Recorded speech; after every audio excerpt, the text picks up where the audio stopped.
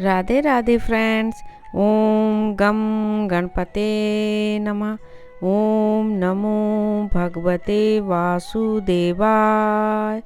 आखिर भगवान भक्त के बस में कैसे होते हैं। धन्ना जाट की कहानी। एक गांव में भागवत कथा का आयोजन किया गया। पंडित जी भागवत कथा सुनाने आए। पूरे सप्ताह कथा वाचन चला। पूर्ण आहुति पर दान दक्षिणा की सामग्री इकट्ठा कर घोड़े पर बैठकर पंडित जी रवाना होने लगे। उसी गांव में एक सीधा साधा निर्धन किसान भी रहता था, जिसका नाम था धन्ना जाट। धन्ना जाट ने उनके पांव पकड़ लिए। वह बोला, पंडित जी महाराज, आपने कहा था कि जो ठाकुर जी की सेवा करता है उसका बेड़ा पार हो जाता है। आप तो जा रहे हैं। मेरे पास न तो ठाकुर जी हैं, न ही मैं उनकी सेवा पूजा की विधि जानता हूँ, इसलिए आप मुझे ठाकुर जी देकर पधारें। पंडित जी ने कहा, चौधरी तुम ही ले आना। धन्ना जाट ने कहा, मैंने तो कभी ठाकुर जी देखे ही नहीं, लाऊंगा कैसे। पंडित जी को घर जाने की जल्दी थी। उन्होंने पिंड छुड़ाने को अपना भंग घोटने का सिलबट्टा उसे दे दिया और बोले, ये ठाकुर जी हैं, इनकी सेवा पूजा करना। धन्ना जाट ने कहा, महाराज मैं सेवा पूजा की विधि भी नहीं जानता, आप ही बताएं। पंडित जी ने कहा, पहले स्वयं नहाना, फिर ठाकुर जी को नहलाना, इन्हें भोग चढ़ाकर तत्पश्चात प्रसाद ग्रहण करना। इतना कहकर पंडित जी ने घोड़े को एड़ी लगाई, वह चल दिए।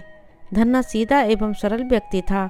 पंडित जी के कहे अनुसार सिलबट्टे को बतौर ठाकुर जी अपने घर में स्थापित कर दिया।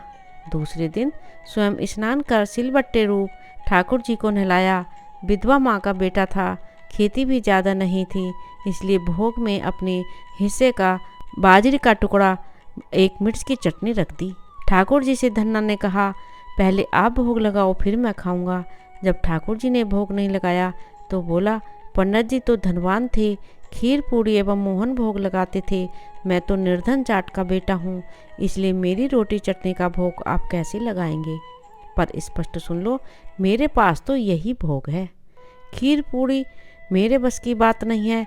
ठाकुर जी ने भोग नहीं लगाया तो धन्ना भी सारा दिन भूखा रहा। इसी तरह वह रोज एक बाजरे का ताज़ा टुकड़ा एवं मिर्च की चटनी रख देता एवं भोग लगाने की प्रार्थना करता। ठाकुर जी तो पसीज ही नहीं रहे थे। यह क्रम निरंतर 6 दिन तक चलता रहा। छठे दिन धन्ना जाट बोला, ठाकुर जी चटनी रोटी खाते हुए क्यों शर्मा रहे हो। आप कहो तो मैं आंखें बंद कर लूं, फिर खा लो। ठाकुर जी ने फिर भी भोग नहीं लगाया। धन्ना भी भूखा प्यासा था। 7वें दिन धन्ना जाट बुद्धि पर उतर आया, फूट फूट कर रोने लगा एवं कहने लगा कि सुना था आप दीन दयालु हो, पर आप भी निर्धन की कहाँ सुनते हो। मेरा रखा यह टुकड़ा एवं चटनी आकर नहीं खाते हो तो मत खाओ, अब मुझे भी नहीं जीना है। इतना कहकर उसने सिलबट्टा उठाया और सिर फोड़ने को तैयार हुआ।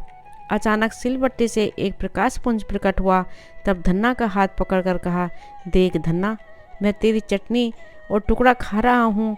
ठाकुर जी बाजरे का टुकड़ा एवं मिर्च की चटनी आनंद से खा रहे थे। जब आधा टुकड़ा खा लिया तो धन्ना बोला, क्या ठाकुर जी मेरा पूरा टुकड़ा खा जाओगे। मैं भी 6 दिन से भूखा प्यासा हूँ, आधा टुकड़ा तो मेरे लिए भी रखो। ठाकुर जी ने कहा, तुम्हारी चटनी रोटी बड़ी स्वादिष्ट लग रही है तो दूसरी खा लेना। धन्ना ने कहा, प्रभु माँ मुझे एक ही रोटी देती है, यदि मैं दूसरी लूँगा तो माँ भूखी रह जाएगी। प्रभु ने कहा, फिर ज़्यादा क्यों नहीं बनाता। धन्ना ने कहा, खेत छोटा सा है और मैं अकेला। ठाकुर जी ने कहा, और खेत जोत ले। धन्ना बोला, प्रभु मेरे पास बैल थोड़ी है, मैं तो खुद जोतता हूँ। ठाकुर जी ने कहा, नौकर रख ले। धन्ना ने कहा, प्रभु आप तो मेरी मजाक उड़ा रहे हो। नौकर रखने की हैसियत होती तो दो वक्त की रोटी ही ना खा लेते हम माँ बेटे। इस पर ठाकुर जी ने कहा, चिंता मत कर, मैं तेरी सहायता करूँगा। कहते हैं तब से ठाकुर जी ने धन्ना का साथी बनकर उसकी सहायता करनी शुरू की। धन्ना के साथ खेत में कामकाज कर उसी अच्छी ज़मीन एवं बैलों की जोड़ी दिलवा दी। कुछ अरसे बाद घर में गाय भी आ गई, मकान भी पक्का बन गया, सवारी के लिए घोड़ा आ गया। धन्ना एक अच्छा खासा जमींदार बन गया। कई साल बाद पंडित जी पुनः धन्ना के गांव भागवत कथा करने आए। धन्ना भी उसके दर्शन को गया। प्रणाम कर बोला, पंडित जी आप जो ठाकुर जी दे गए थे वे 6 दिन तक तो भूखे प्यासे रहे एवं मुझे भी भूखा प्यासा रखा। 7वें दिन उन्होंने भूख के मारे परेशान होकर मुझ निर्धन की रोटी खा ही ली। उनकी इतनी कृपा है कि खेत में मेरे साथ कंधे से कंधा मिलाकर हर काम में सहायता करते हैं। अब तो घर में गाय भी है। 7 दिन का घी दूध का सीधा यानी बंदी का घी दूध मैं ही भेजूंगा। पंडित जी ने सोचा, मूर्ख व्यक्ति है, मैं तो भांग घोटने का सिलबट्टा देकर गया था। गांव में पूछने पर लोगों ने बताया कि चमत्कार तो हुआ है, धन्ना अब निर्धन नहीं रहा, जमींदार बन गया है। दूसरे दिन पंडित जी ने धन्ना से कहा, कल कथा सुनने आओ, अपने साथ उस साथी को लेकर आना जो तुम्हारे साथ खेत में काम करता है। घर आकर धन्ना ने प्रभु से निवेदन किया कि कथा में चलो, तो प्रभु ने कहा, मैं नहीं जाऊंगा, तुम जाओ।